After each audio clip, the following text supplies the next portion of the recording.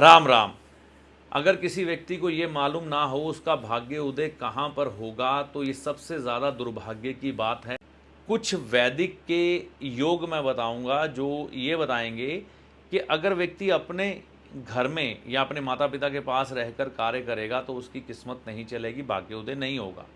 और कुछ लाल किताब के योग होंगे जो ये बताएंगे कि जैसे ही ये व्यक्ति अपने घर से दूर हो जाएगा इसकी तरक्की हो जाएगी। सबसे पहले वैदिक ज्योतिष की बात करते हैं। चौथे भाव में जब 12वें भाव का स्वामी राशि अधिपति आकर बैठ जाए तो व्यक्ति अपने घर से दूर जाकर अपना भाग्योदय कर पाता है। चौथे भाव में अष्टम भाव का स्वामी हो तब भी व्यक्ति का भाग्य दूर जाकर उदय होता है। अब 12वें भाव या अष्टम भाव के स्वामियों की युति भी हो जाए, खास तौर पर अष्टम भाव में या नवम भाव में या 12वें भाव में या चौथे भाव में, तो भी यही फल मिलते हैं। नवम भाव का स्वामी अगर चौथे भाव में बैठ जाए तो भी व्यक्ति का भाग्य अपने घर से दूर जाकर ही उदय होता है। अपने शहर में किस्मत नहीं चल पाती, भाग्य नहीं चल पाता।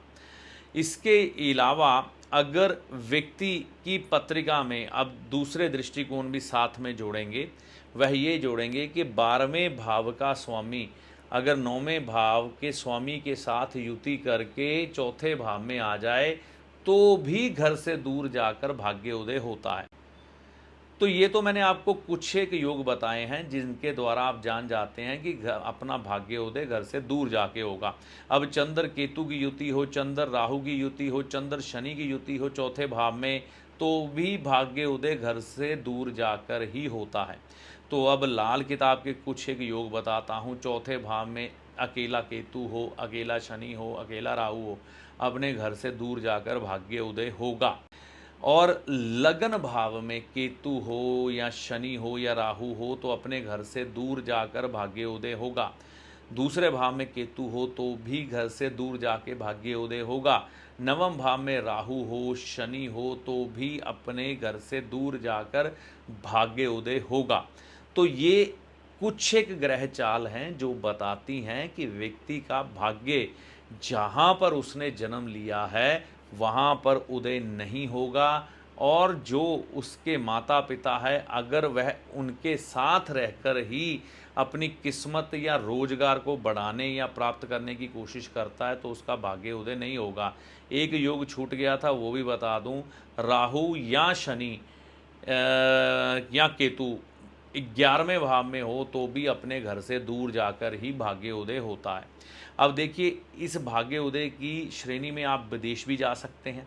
आप अपना शहर छोड़कर दूसरे शहर में काम करने जाएं, मतलब कि सुबह निकले 50 किलोमीटर का सफ़र किया, शाम को वापस आ गए, तो ये भी स्थिति चलेगी।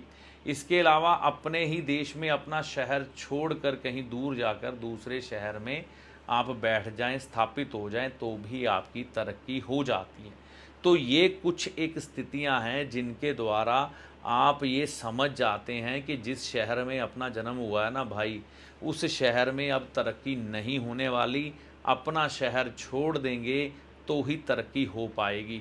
तो इस बात को जितनी जल्दी आप समझ लें, जांच लें और अपना लें उतना ही बढ़िया। अगर आप इस बात को समझ पाए हैं तो ठीक है, नहीं तो आप किसी भी सुयोग्य विद्वान से अपनी पत्रिका की जांच करवाने के बाद ये सब बातें जान सकते हैं कि आपका भाग्य आपके शहर में उदय होगा या अपना शहर छोड़ने के बाद, ताकि आपके जीवन का कीमती समय बेकार ना जाए। जब आपको पता लगे, समय सिर पता लगे कि आपको अपने शहर में रहकर अपना भाग्य बनाना है या शहर छोड़कर, तो इस वीडियो में दी गई जानकारी का लाभ आपको माता रानी की कृपा से होगा। जय माता दी।